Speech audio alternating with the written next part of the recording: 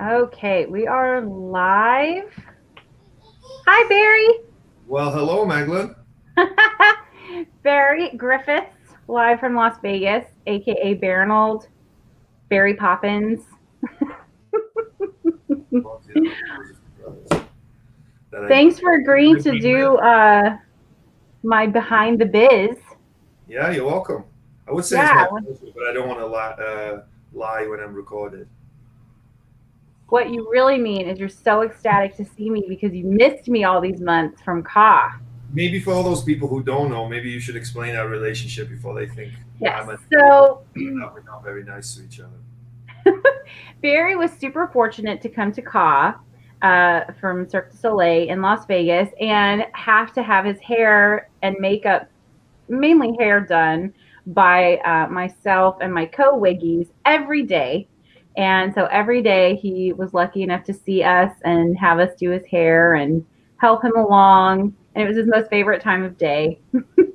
So, for the people who don't know, I'm guessing probably a lot of people that do know, but it's a love-hate relationship. Megan loves me and I hate her, so it's pretty. Not true. It's like He it he brought me says chocolate. it says black and white. Yeah, I had to. I don't know. I messed up or something, right? Was it your birthday or something? Nuh-uh. No, you were being genuinely nice. I almost fell over. It was crazy. I thought they were lying. I have my moments. Yes, you do.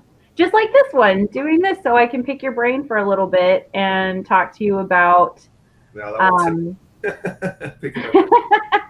how you got to. I mean, you had a pretty interesting career so far in different disciplines in entertainment. And then now you're moving into real estate investment on a very serious level. So I wanted to talk about, first of all, you're from Wales, if you didn't recognize the funny accent that he has. And you don't have an accent, right?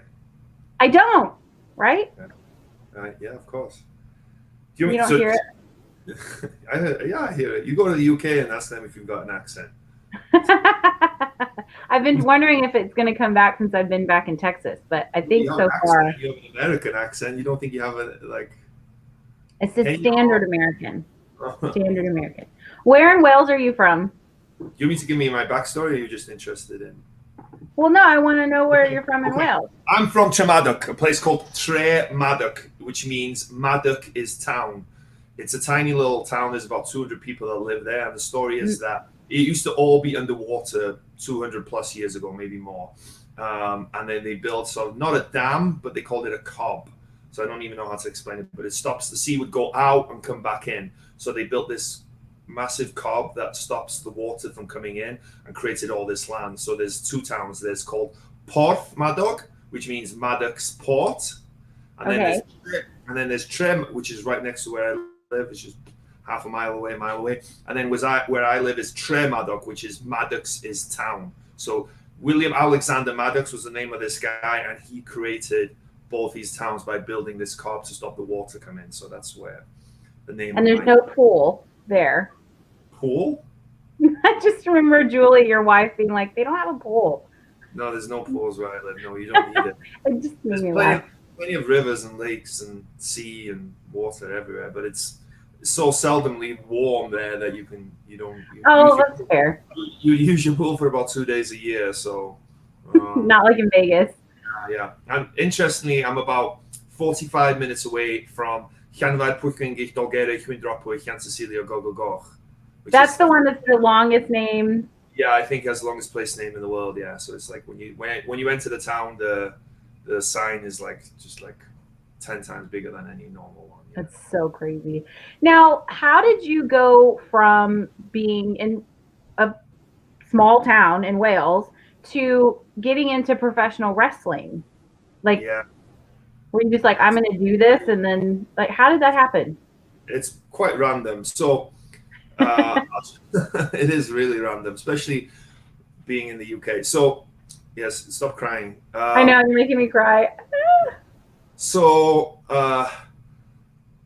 the story is so my great grandfather started a business, a carpentry business and an undertaking business. Because what happened was, yeah, People would because die. what happened was back in the day, if you were a carpenter, you'd make the coffin, so it made sense that you were also the undertaker. It was one stop shop, you know. So he started the business, and he would also make the wheels for the horse and carriages. So that's how Okay. far.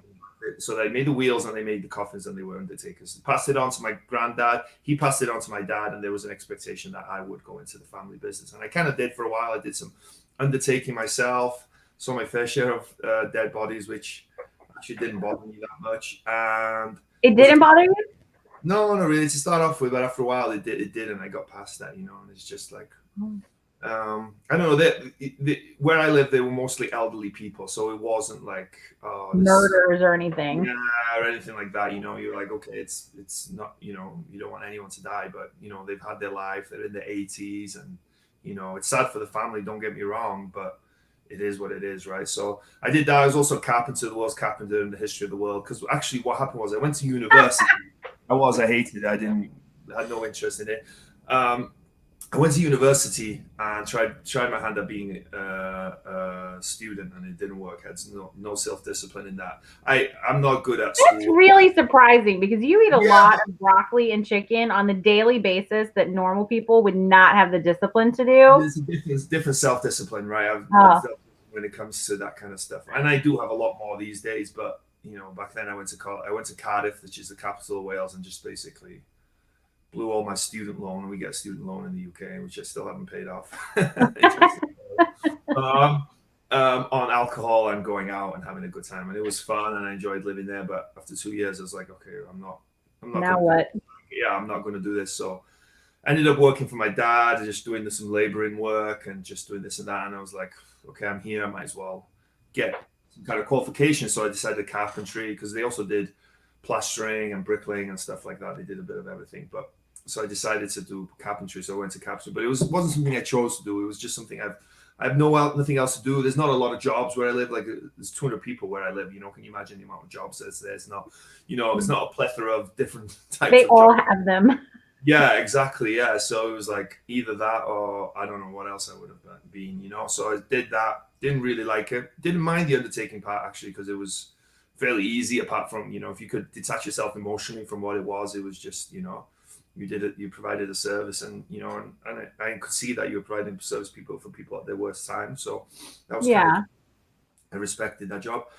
But in the meantime, I was a soccer player growing up. Sports. I played every sport under the sun, but I was a soccer player. And then I kind of blew up my knee a bit one year and couldn't really play anymore. And was training a lot anyway, going to the gym and running and everything. But I really focused on going to the gym, and I love going to the gym. It's just something that it was like a duck taken to water, right? I was just loved it. It was just, is that a saying? Is that the right saying? It is. Good job.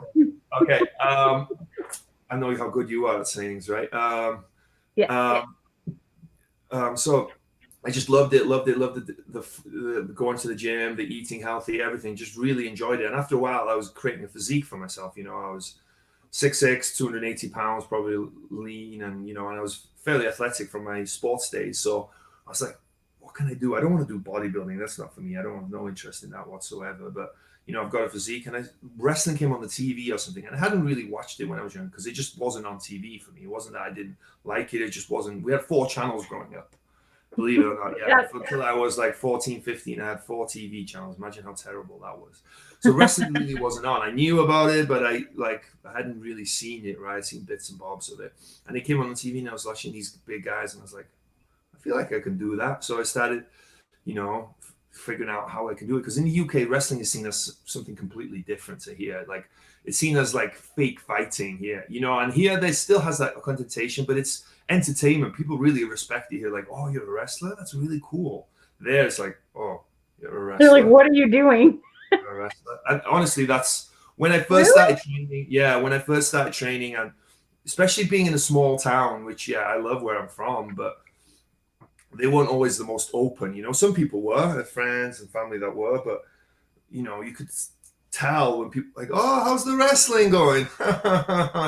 You could kind of tell that underbelly was there, and not knocking it, is just how it was, so it was like, honestly, a little bit challenged to start off with, because it was, it wasn't that I was embarrassed by what I was doing. I believed in what I did, and I was could see like a future in there and something that I could work hard on and achieve some goals. But it's challenging when a lot of people around you Yeah. don't respect what you do, and I think most of us want to be respected, right? It's not like no one's like, oh, yeah, I'd love to not be respected, right? We all somewhat care what other people's opinions Pour are. my heart and soul into this thing that nobody really cares about. Yeah. So luckily, it eventually paid off. But so I was doing that. I was training on the weekends in wrestling. I would drive 2 hours to a training school. On Saturday, I drove 2 hours home. Probably go to the gym then Saturday. And I was pretty dedicated, actually, looking back. And I would work all week as a carpenter and an undertaker for my dad. And so I was doing that for a while, doing both. And then there'd be shows midweek. So I'd finish work at a little bit early, drive during the wrestling show, get home that night, and like do all that stuff, right? And you're probably interested. And it was also a pain in my backside because the night before I'd have to shave my body. I didn't have to, but I wanted to because I understood that. So I'd have to shave my whole body, fake tan my whole body the night before, then go to work like orange as hell.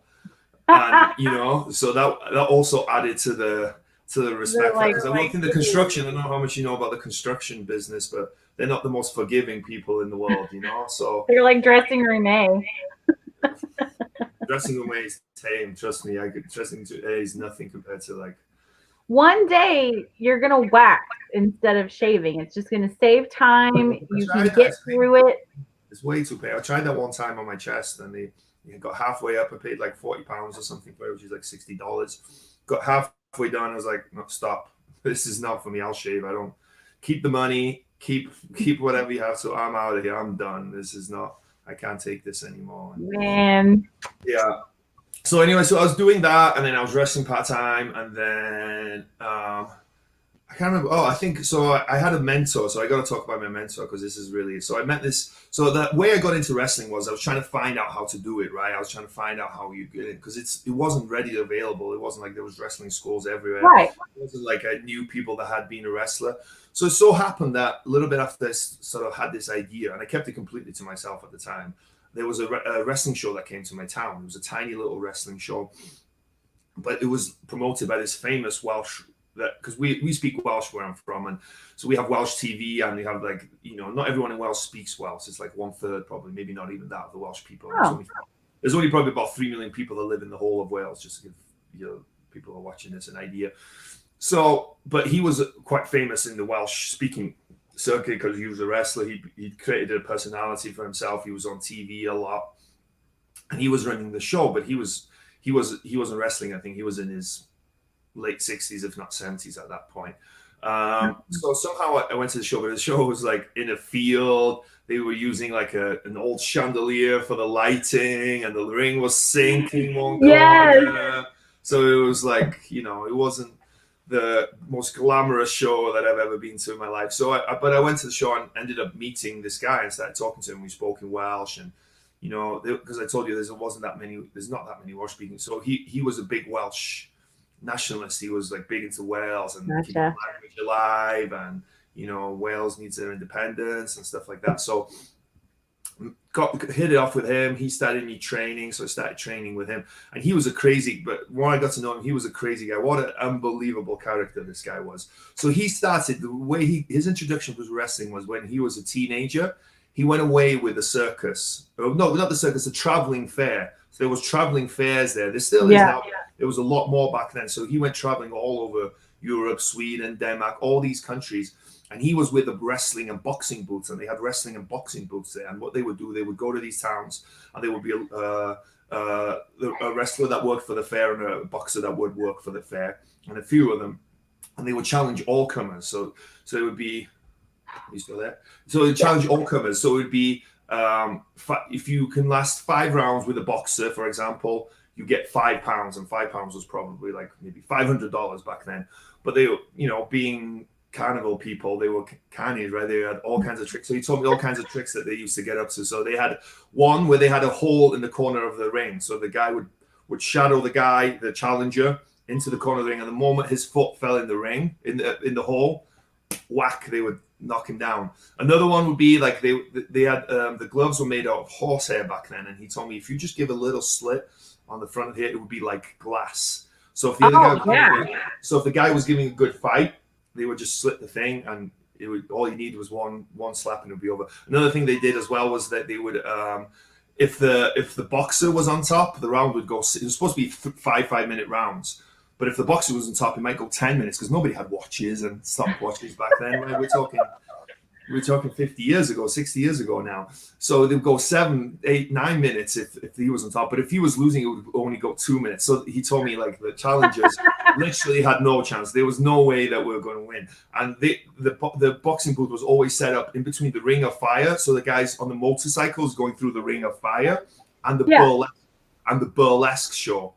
So the burlesque was basically the stripper. So it was, So that was his education, he said. And he started actually collecting bobbings, what they call bobbings. So what they would do is they would at the end of the wrestling and the boxing, they would say, hey, we've got a local orphan here today. He's one of your own. Unfortunately, you know, we're struggling a lot for money, but he's a local orphan. He's one of your own. Hopefully you can find it in your heart to give this boy a little bit of your money. And he would go around with his tin pot looking for, and the people would give him things, and then he would collect that money. So it gave you an idea of what kind of character. And that makes him sound bad. He wasn't. He was like I love it. It makes him sound like a character. Just how, unbelievable character. Yeah, unbelievable character. So I started wrestling. So he was my mentor, right? He's, you know, maybe no wonder how I turned out like I was, right? He was, but an unbelievable guy. Makes more sense. But he was an amazing man. He's the reason I am here today, doing everything I am, without a shadow of a doubt. His name was Barri Griffiths. Unbelievable character. So I met him. He started taking me to train. We used to train in a hotel on a wooden floor. Me and this guy from India who was like this Indian sand wrestler that he knew his dad, so he flew him over to do his dad a favor because he used to wrestle with his dad many years ago. He used to go to India and Pakistan all the time to do shows there because I don't know why, because I guess they did well there. He said they would sell like 40,000 seats of stadiums out, and people were like, it was just crazy. Yeah, oh my God. This guy had the most unbelievable stories ever. He was just such a character. So anyway, he got me wrestling, started wrestling, but I was wrestling there, you know, in front of 200, 150 people max, you know, absolutely. That was a good show, you know. Sometimes it would be 30, 40 people, but I was doing that. And through him, I started doing some TV appearances in the Welsh language and started meeting some people. And he was just crazy. He was always giving it the big one, always telling me what to say. When I first started, he took a center page ad in the local newspaper, not in the local newspaper, but the area newspaper. So we went like to a big area, and I was sent to a 2-page spread saying that I said that all rugby players are big girl blouses. Like I would take on any rugby player any day of the week. I never said. He just told me when it came out. Like literally, he said, "Oh, yeah, what are you doing?"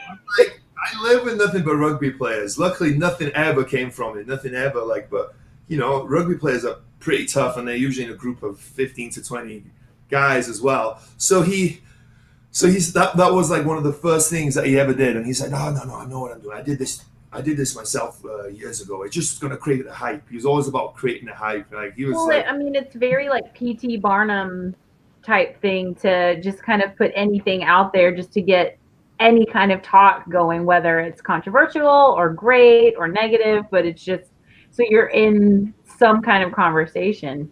Yeah, well, he understood that. He was ahead of his time in a way. He was not with technology, but he was ahead of his time in terms of marketing. He understood how to create hype, how to, you know, get your name out there, how to get people to hear about you, you know, because he's done it all his life and he just figured out how to do it. But he was so against technology. Him and his wife shared a mobile phone, but he had a book. He had this old book that with everyone's number and contact details. So he asked me one time, he's like, hey, we should call so-and-so. Let's call so-and-so now. He's like, okay, cool. Let me get it up on my phone. No, I've got it. And he would open his book. And he was like, wait, it's yes. And the pages are falling out. I was like, oh, wait, I've got it. It's right here. I've got it. No, I've got it. Wait, I'm calling him right now. No, I've got it. It's like he's answering the phone now. No, let me that. That's how he was. He was so funny. He was hilarious. So anyway, how you got into the WWE was he? Yeah. So what happens before that was that we would speak to all these TV people all the time. He's always hyping me up and all this. And we spoke to someone one day, and he's like, "Hey, do you know they're filming a new Gladiator TV show, like the UK Gladiators? They're making." Oh, that's right. They're making a remake of it. was like, oh, really? Can you give me the number of like the casting agent or something? He said, he's like, yeah, so I think I can. Guy calls back 5 minutes later. Okay, here's the number. Calls the guy. He's like, hey, yeah, we're looking. Oh, okay. I have the perfect guy for you. He's the best at giving spiels. He's like, I've got the perfect guy. He's 6'6", 280 pounds, and he's built like a Greek god. And I was like, okay, that's how he was. So he had that strong accent as well. So he got, and they were like, oh, okay, we're interested. Can you send us information? So I send the information, send pictures away and stuff like that. And they called back, said, yeah, cool, we got an audition coming up, blah, blah, blah. How quickly can you grow a beard? And I was like, wow, I don't know, maybe like a day. Yeah, no, like a week or two, maybe. I was like, okay. So I told him that. I told Ulrich this. I was like, he's like, okay, let me get back to you. I'll make a phone call. He's like, okay, I've spoken to a makeup artist at the S4C. S4C was the Welsh-speaking TV channel. I've spoken to a makeup artist at S4C, and they can glue on a beard for you. So if you meet so and so in a day or two, they'll patch on a beard for you. I was like, I don't know how much of a good idea. I'm going to be physically active here. I can't just. I had nothing at the time. I was like completely clean shaven. You're like a baby face. So he wanted them to glue a beard. Like he was legit thought that they could glue a beard onto my face. Like I was like. Anyway, it so happened that it was months later until the audition I grew a beard, and I ended up getting into UK Gladiators, and I was Gladiator Goliath, only for one series, but it was such a fun experience. We went down to London, we lived in London for 5 or 6 weeks at a hotel, and we were it was the Sherwood Studios, I believe this is where they filmed James Bond. Oh, yeah. Mm-hmm. So we filmed there for 5 weeks. They had this massive, elaborate set there. It was so much fun that we got to do all these like fun games, interact with the crowd, and just there for 5 weeks doing all this fun stuff. So from that, it really kicked on my wrestling. I was wrestling. So another funny story. I don't want to talk about Ori too much, but he's bringing up all these stories. So he made, and I told you he was old school, right? He made all these posters before that, and I was front and center of all these posters. So he printed like before I got the Gladiators gig, he printed like, I don't know, maybe 100, 200 of these posters that he was going to print for all these different shows. And he would just write in where the show was, So it was just like a big poster and blah, blah, blah. And then he would be like, here in so-and-so tonight, blah, blah, blah, this time. So, but I'm clean shaven. And in the show, I've got this massive beard, Gladiator Goliath with this massive beard. So what does he do? So I'm first show back since doing Gladiators. I drive up to town and I start seeing the posters. I'm like, okay, but I'm in my car, I can't see. I get closer to the hall itself and I see a big, massive poster. And I'm like, what is that on my face? He's only gone in and used a permanent marker to go over my face on the posters. The posters that advertise the show. Oh my God. And it wasn't even a good job. It was like gaps. Like, I'm like, oh my God, this guy is unbelievable. You saved them, right? And framed them? What's that? Did you save them, the posters? No, I wish I did. There might be some. I'll have to ask. He's since passed away I'll have to ask his wife. There might be some somewhere, because that would be brilliant to see that. Yeah, have that in your office. Yeah, that would be, yeah. So anyway, so the Gladiators thing really took off, pushed my wrestling a little bit more. I was more of a name, started wrestling more and more. And the whole time we had, so how it works with WWE is how they usually have tryouts in the UK when they're there filming for TV. That's how they usually sign most of the talents. And you go there and you do a practice match or whatever in front of them. And, it's really intimidating actually, because all the guys that have signed, they're there watching. So they're like judging you, blah, blah, blah. So, but there was this, and they have a scout. So there was a scout that actually worked for Oregon, part of the team. And he was trying to get me to sign for a while before that, to get there, because he knew that I was what they looked for. At the time they had a certain look and I fit that look that they were looking for. It's changed a lot since then. But he was always trying to get me, because he got a fee for, if they signed me, he got he got $1,000 or something. So he was always trying to get me to go. And then Orig was always trying to get me to stay, because 2 reasons as well. He was good to me. So he said, he was right. You don't get a second chance to make a first impression. I stay here and learn your trade. But also, he wanted me, because I was like, I think I was making him money, right? You know what I mean? I wasn't the star, but I kind of was, right? You know what I mean? So I was like, yeah, it was an asset to him, I guess, right? So he wanted kind of to keep me right. He ultimately wanted the best for me, without a doubt. So anyway, I was down in London one time doing something, and WWE were at the O2 Arena, and the scout goes to me, "Hey, you're in London?" I was like, "Yeah. Why don't you come over and just meet them?" And I was like, "It's been a few years now." I was like, "Oh, okay, I guess." I wasn't sure, so I was just going there. I just went there, so I turned up into the O2 Arena, and he's there. I start talking to this scout, blah blah blah. And then the guy that signs people comes along. So he sees me, and he's like, "Hey, how you doing? All right, come to my office." And I didn't wrestle or anything. We go in the office, and within 2 minutes of being in the office, they offer me a contract and saying, "Hey, yeah, if you want to, we'll sign you for this. We'll pay you this much, and we'll fly you over to Florida." And I was like, "Whoa."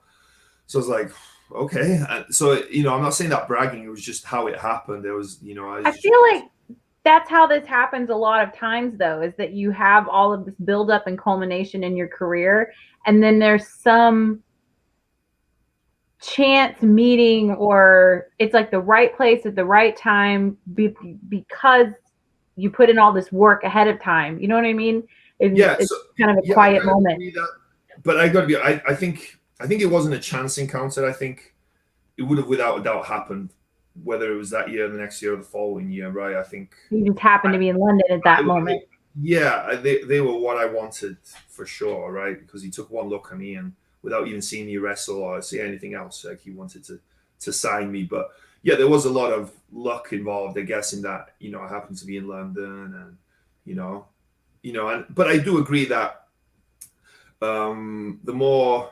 A lot of people, it sounds like they got lucky, right? But it's not necessarily luck, right? It's because you worked hard and you kept doing what you did, and you did what other people weren't willing to do, right? And then you get lucky, right? There's a golf quote, right? It's like the more I practice, his name's that Gary Player, famous golf player. I'm sure you know exactly who it is, right? Exactly. But, the more I practice, the luckier I get, right? Yeah, but it's so true across the board. The harder you work, and the more you put yourself out there, and the more you do stuff, that without doubt you're going to find some luck along the way. So that, yeah, absolutely. So sorry if I'm turning this into a really long story. So, but from there, I signed with them. I waited a little bit. I tried to get some more money, I think, from what they were offering. Because if they are usually, I'd heard, like, if whatever they offer first, they're willing to offer more, but they actually didn't budge. So within 6 months of that, I think I was over in the US. I moved to the US with literally 2 back suitcases and maybe $2,000 in my pocket, and that was it. No connection. I'm so bad at preparation, right? But I just went over there, didn't have anywhere to stay. I had messaged someone before I left, said, "This is what time I land. Can you come pick me up, maybe?" So I landed. I didn't have a rental car or anything, and luckily they were there waiting for me, and they took me to a hotel and stayed at a hotel and just kind of went from there. Yeah, it was crazy. And now you have an action figure. Yeah, it's wild, it's pretty wild. Yeah, and then I was there for about. So they have a training facility in Tampa. So I moved to Tampa, right? A small town boy. I told you how small my town is, and kind of the life there. It rains all year round, pretty much. We have some pretty beautiful landscape there. The mountains and the rolling hillside and some beaches, but nothing like the beaches of Tampa, and St. Pete and Clearwater, all around there. So imagine, I'm 28 years of age, and I ended up on the beach there, and it's just like, wow, this is just a change of scenery completely, So I was there in Tampa for about a year in the training facility, and then I made my debut in January of 2011 on TV. Wow. From there, did some pay-per-views, traveled the world, did a lot of really fun, cool stuff. Probably went to almost every city in the US. Couldn't tell you which ones, because I could tell you what the hotel looked like. I could tell you what the arena looked like. I could tell you what the gym looked like. The blur. Yeah, because you're just and I wish that's a regret for sure, that I didn't take in more stuff and enjoy it more. But at the time, you're caught up and you think it's going to last forever, right? Same with when I was traveling. You'd fly to so many places, right? And you get there and you're exhausted, right? You get there at lunchtime and you don't have to be in the arena till later on that night, and you're like, should I go explore a little bit, or should I go to and the nap always won, unfortunately. Well, how did you go? I never really understood how the call to come to Vegas happened. We knew so I had been at the show for a while because you started in what year? 2015? 15, the end of 2015, December. Yeah, I got there to December 1st, 2015. Yeah. Yeah, so we knew that they were going to be changing up that role, and then, but we didn't know, like, did they just call people from around the country? Like, we didn't know how that happened. And casting at Cirque, that's exactly what they do. They're scouts and they're looking for people. Because you were in Florida at the time, weren't you? Yeah, I was in Florida. Yeah. So apparently, what happened was that a guy called Al Light. Oh yeah, Al. He's a Al, coach at Cirque. yeah, I love Al and Silka, the AD, artistic director at the time. They were thinking about changing the role of the chief archer at the time, and they were trying to figure out what they wanted. And Al had the idea about a professional wrestler, and Silka, at the time, wasn't sure. And they told me this story afterwards. She wasn't sure if that was a good fit, and she had these preconceptions about what wrestlers were and all this. So I said, hey, there's a local show here in a bit. Let's go watch the local show. She went to the local show and, had a blast, and was like, okay, yeah, I can kind of see that's what would work. Yeah. So I guess they told the casting agents or whatever. So they in turn got in touch with WWE, and I wasn't working for WWE at the time, because obviously WWE is not going to give their talent, people that are on their roster, to another company, even though it's not the same. It's still competing for certain, market space. So they contacted a few people that weren't working for WWE, but I guess that were on had good relationship, and I'd left on good terms and everything like that. So I randomly got a voicemail one day. I remember the voicemail, and it said something along the lines, "Hey, we've got a job opportunity for you if you're interested. Call us back and we'll tell you more about it." So I was like, "Oh, you're like." Well, I thought they were going to offer me my job back, because it seemed like, what kind of job? A job opportunity? What else are they going to be talking about? Oh, the WWE called and left you a message. Yeah, sorry. Oh, so, not Cirque, being like, we have a job opportunity. No. Yeah. So it's like, okay. So I called them back, and they were like, hey, yeah, Cirque du Soleil is looking to fill a role, and I think a wrestler would be perfect for it. Here's some of the details. It was like, what? What? That was like so random, really. It was really so random. So obviously, and they said, you send your stuff away to them, like your pictures and some videos and some information about yourself. So I did that, and they were like, oh yeah, we're having auditions this date.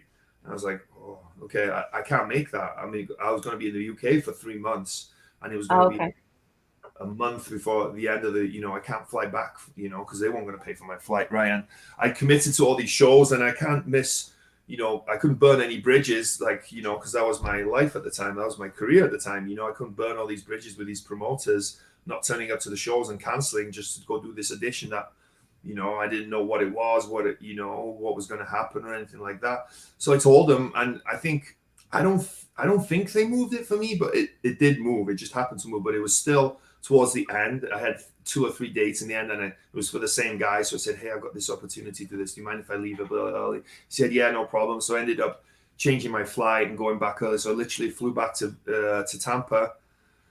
I don't know if it was the same day, but literally flew back, grabbed my stuff, and then flew to Vegas to do the audition. And then did the audition. We got there, I think, Friday night, maybe. Watched the show. No, it wouldn't have been Friday night, because it wouldn't have been. Did y'all audition on Saturday?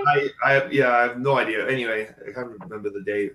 Flew there, watched the show the night before, and then the next day did the audition. And the funny story was that it was 3 other guys that I knew. So I was told to be by the box office at so and so time. So I went there. I was super early. I was the first one there, and as I'm just standing there looking around, don't know who to look for, and I'm just standing there, but I guess they'll know who to look for me. So I'm standing there. Look for the giant guy. The little guy is gonna find the giant guy. So I'm looking around, and I'm like, okay. And then in the distance, I see what looks like one of my friends, like wrestling friends, and I'm like, comes closer. He keeps walking, and I'm like, hey, what's up, man? How you doing? Imagine seeing you here in Vegas. He's like, yeah, hey, yeah. So he doesn't move for a second. I'm like we stop talking, kind of, and he's like, wait, are you here for the? No, we're here for the. Yeah. So we're just like kind of laughing about it, thinking it's funny. And then as we're laughing about it, another one of the wrestlers walks by, and we're like, I know him. "Wait a minute, are you here for that? Are you here for that? Are you here for that?" And then another guy came, and we all knew each other, so it was like a fun audition that day. Like, because obviously beforehand you're nervous, because obviously you want to, you don't go for an audition that you don't want, right? So Well, we did the audition, and it was just a lot of fun for us, to be honest. that was a crazy day because I came into work and Brenna, we have a green room at CA that's kind of in the middle of everything for those tuning in that aren't familiar with backstage. And so when you get there to clock in, we're kind of hanging out and we have sodas and stuff. And I come in and Brenna was like, we need to go upstairs to the training room right now. And I was like, why? And we don't ever go up to the training room. She was like, come on. So it was her and Liz, shocker, that so we go up the back way and there's a door with like a window and we like peek in the door and I still have no idea what we're going up there for. And we just see like there's four of you, right? Like giant people with man buns, like picking Gabby up and just throwing him. And we were like, what is happening? And so then we're all like, oh my God, it's the guys we don't know why they're here. This is amazing. And so then you all come down and I don't know if you remember that, but we were all like, bye. No, not at all. No. Oh my He God, was, it's so huge because all the acrobats are not huge. Yeah. Well, we probably looked even bigger. Well. Yeah. Yeah. It's funny how like your impressions of stuff, like you have no idea how things are, right? When I was there, it was just like, for example, Gabby, that day I didn't know why. No, I don't think I knew what he did in the show because he wasn't wearing makeup. And when you watch the show, everyone looks so different, right? So I just thought, and I also assumed that he would be getting paid for doing that that day. You just assume that because poor guy, he had to do it with four guys, run the same thing over and over and over and over again, and it was just like nonstop. I remember thinking that it was brutal for him, you know what I mean? And I was just thinking, oh yeah, I'm sure this guy's getting paid like extra to do this, because obviously you just have a complete different idea about how things work and whatnot. But yeah, it was crazy. And I remember I talked to York for about half an hour that day, and I thought, oh, what a nice guy.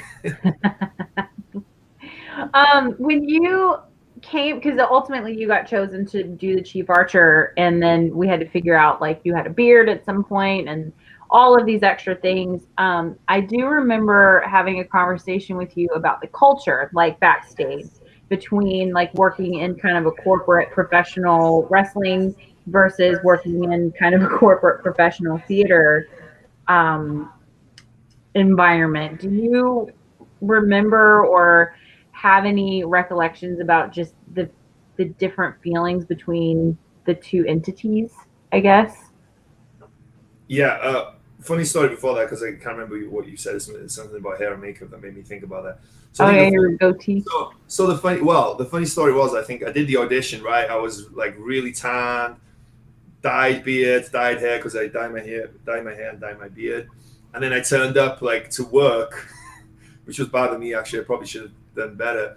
I'm pale and I've got like a ginger beard, and oh yeah, we were like, oh, you guys didn't realize. Then you realize you had to dye my hair and stuff like that. Yeah, and that my skin, because they took the color of my mayo. So what they do is the mayo, we wear like a lycra suit. So they took the color of my skin from that. So they matched the color to your skin, that because it's supposed to look like skin for people who haven't seen the show. So I didn't realize they matched it to your tan one. So they matched it to my tan one. So when I turned up and I was a lot paler without that fake tan, it didn't really match anymore. So it was okay, because I can't remember. It wasn't a big deal.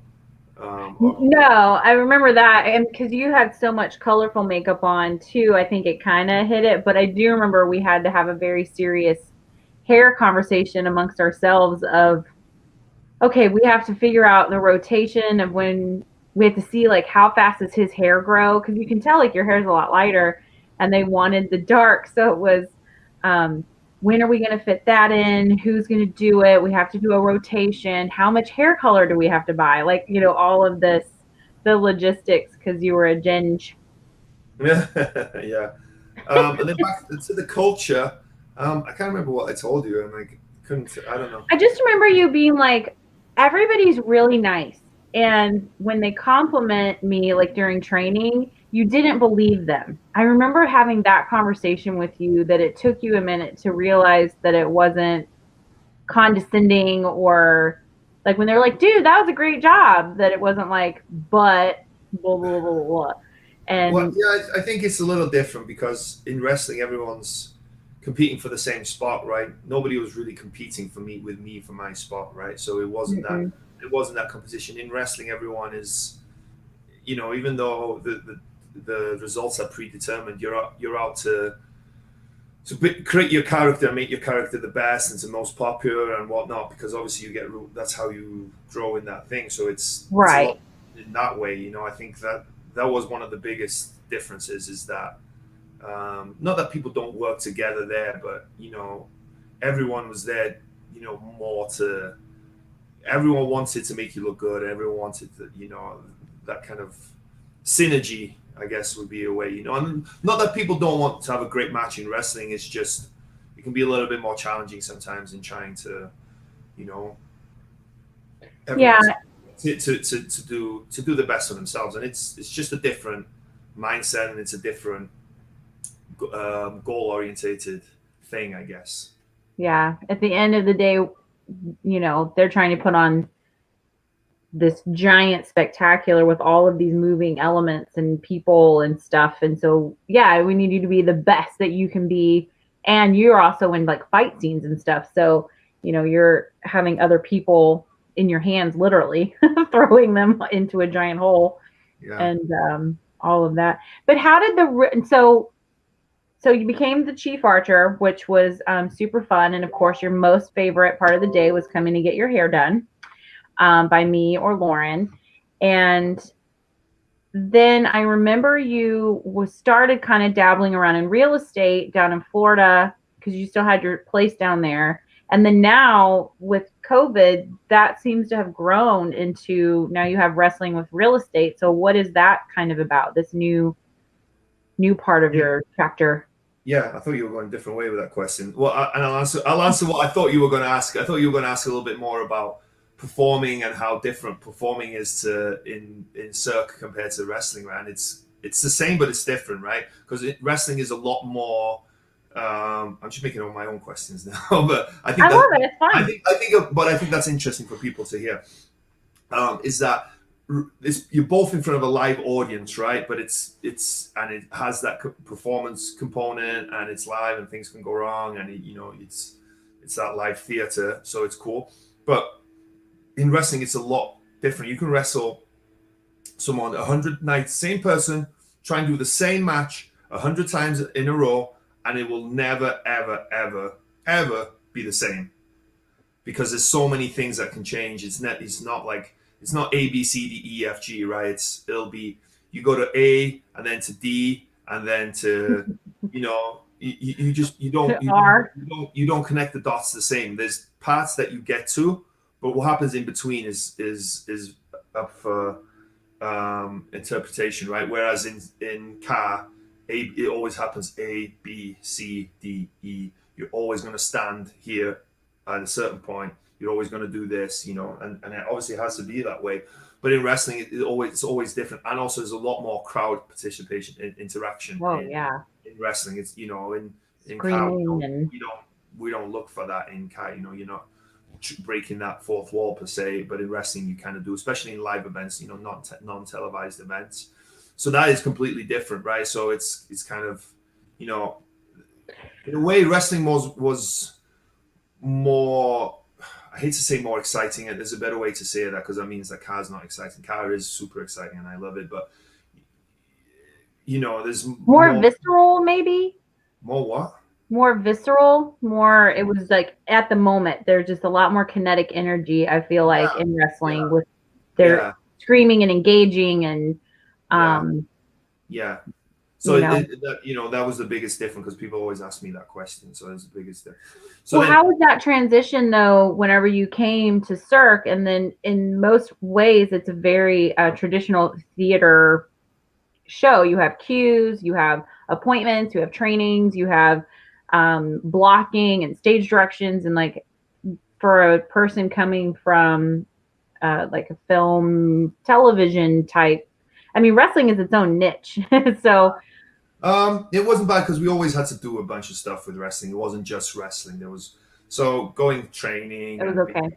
yeah, oh yeah, you always had to be on time with wrestling anyway. It was like, that rule. If you unless you're 15 minutes early, you're late, right? It was always that rule. So that part was it wasn't a huge change. The biggest change was being in the same place every night and doing the same thing. Doing the same thing over and over, which can be fun, but also can be a challenge as well, right? To find that Yeah.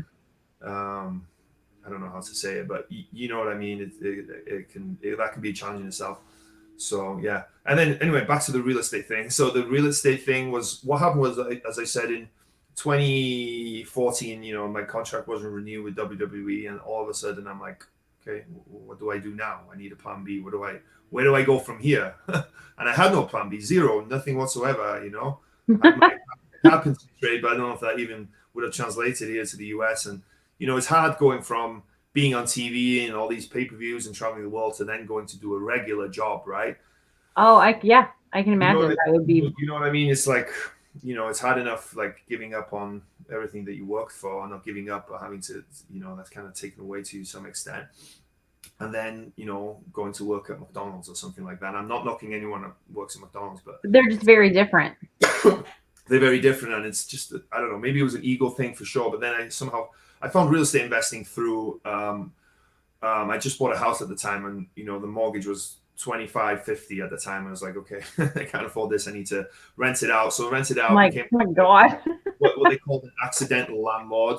So I became a landlord by accident because I had to. So I rented out the place, started researching real estate because we need to find a tenant and understand the tenant laws and how to get a tenant in and how to do a background check and all this. So we did that, and then I came across a book called Rich Dad Poor Dad. So if anyone's interested, Oh, I remember that book. You've read that book? I know. I remember though when it came out and it was very big. I probably should read it. It's an amazing book. So anyone who like wants to, it's just about finances in general. Somewhat, it's just about mindset in terms of what is an asset and what is a liability. So an asset is something that makes you money, and a liability is what costs you money. And the book kind of explains that. Almost all real estate investors have read that book. So if anyone like, just read it out of interest. You can read it. It's called Rich Dad Poor Dad by Robert Kiyosaki. Read that book, got interested in real estate, and realized I could create this life for myself that has no ceiling. Right, you can create as much wealth for yourself, or create the lifestyle where you don't hardly work and you're in control of anything, and it's like a business almost to some extent. And you can create a lot of wealth through it, and it's just amazing. And it's not how people think, right? You don't have to go through the MLS and through an agent and have a ton of money to do it. There's all these kinds of techniques and strategies and stuff, that niches that you can do in real estate that it's for everyone. It absolutely is for everyone. So I started when the pandemic hit and I was just at home, and I figured I needed to really ramp up my stuff. I started doing a whole bunch more of interviews. I've done a ton of interviews. It's on my YouTube channel, which is called Wrestling with Real Estate. I also have a podcast called the WWRE podcast. I couldn't call it with Wrestling with Real Estate because someone had bought it already, unfortunately. So yeah, and then I've got my Barri WWRE, which is my Instagram as well. So if anyone wants to go check it out there. I'll put your website up here, because you can go to your podcast through your website, right? Yeah, and also my website, wrestlingwithrealestate.com. So if you just something to wrestlingwithrealestate.com. So just for anyone who's interested, there's a whole bunch of information on there through the podcast and the YouTube, and you never know, if I help one person, that'll be really cool to me. So. And then you're still investing though. You just invested in a property in Chicago. Where were you? Close. I bought it this year. Yeah, so I have a property in Cincinnati and looking to Cincinnati. Looking to buy more. Looking to partner up with people. The great thing, what I do is I invest in apartments, smaller apartment complexes for now. I'm looking to grow bigger, but the beauty about apartment complexes is that it lends itself to partnering up with people who want to invest their money because it's bigger, right? If I buy a $50,000 home, right, how much money can you really have people invest? But if I buy a $2 million property, you can get, and obviously use financing, but you can use people to partner up with. I do all the work. I put some of my own money in, of course, and they partner up with me. They don't have to do any of the work, and then we all share in the returns, you know, and it's really cool because, you know, the bigger you go, the more money you can kind of make as well. So that's what I'm kind of focused on as well now. So, but, you know, hopefully I'll be back at Cirque du Soleil and we'll be back at some point. But yeah, I'm focused on that as well now. And it's fun to me. I really, really enjoy it. And I think it's amazing. So if anyone who wants to like learn more about it, hear more about it, they can, you know, you can reach out to me or watch any of my podcasts, or just read Rich Dad Poor Dad. It can send you down the path of doing that. Yeah. It's not what everyone thinks. Everyone thinks you have to be Donald Trump to invest in real estate. Which no. Right? Do you miss performing? Yeah, of course. Yeah. I don't think you realize how much you miss it until it's kind of gone, right? You know, I was always super. Not calling anyone out in particular here, but I was always super grateful for being in the show, and I always used to try and practice, be like, wow, like when we would go down at the end, I would try and like look at the theater and be like, this is just so cool, because we do 10 shows a week, so it's so easy to get caught up in the another day, let me just do my cues, let me just get home, and you're like, no, this is really cool, right? And I think a lot of people do, and they don't mean to, but I think they do, right? I'm not calling out anyone in particular. It becomes your normal. Yeah, and you just don't realize how cool what we do is, and I think this time we'll have, you know, I don't want it to happen to anyone, but I think it can be really cool for a lot of people to be like, wow, what we did was really cool. It's an amazing show. It's an amazing job. We're so lucky to have done what we did and to continue to do what we do. So, yeah. One of the questions said, ask him about BRRR strategy. The BRRR strategy, yeah. Buy, refinance. I got that completely wrong. Buy, rehab, rent, refinance, repeat. So so what happens is, so there's a way to kind of invest and get all your money back. So I've got to go, by the way, because Julie's got to go and do it. But I'll explain this quickly. It just shows you one of the strategies, right? So show you that you don't need that much money. So you can buy a property, let's say, is going to be worth 100,000 once you fixed everything up, right?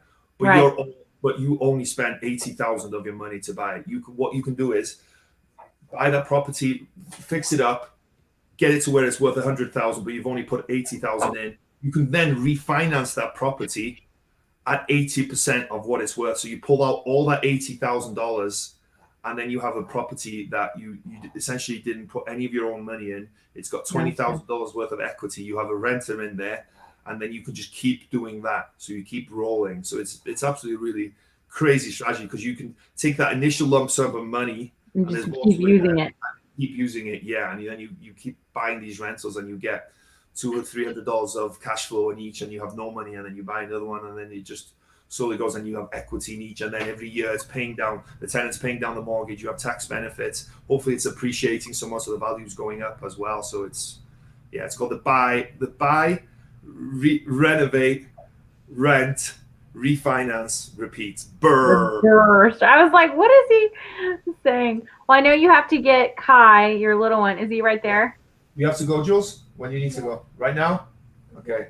Julie, by the way, it's my wife cutting it short. I know everyone's loving this. It's like the best interview they've ever heard. The best ever. Well, so I miss you, and I miss I'm so sorry to everyone. If you guys want to give my wife some hate mail, go ahead and write to her. And yeah, right. They're going to look at your wife and be like, oh my God, she's gorgeous. What is she doing with him? Just kidding. She's laughing. Come here. Oh, she's in her underwear, so she doesn't want to come. Well, we'll catch up again soon. She comes over. We'll catch up again soon. Give Kai lots of kisses and hugs for me. And hi, Jules. Hi, Megan. How's it going? Good. We're doing our little. You're watching? Yeah. Aww. Boring. Oh, she's so much nicer than I am to you. Oh my God. Try living with her. Okay, cool. Bye, well, it was fun. Yeah. If anyone has any other questions, just send them over to me, and I'll send it. You can post it in the Facebook or whatever. Absolutely. I'll talk to you soon. Good luck with everything. Thank you. Thanks, Magdalene. Bye. Bye.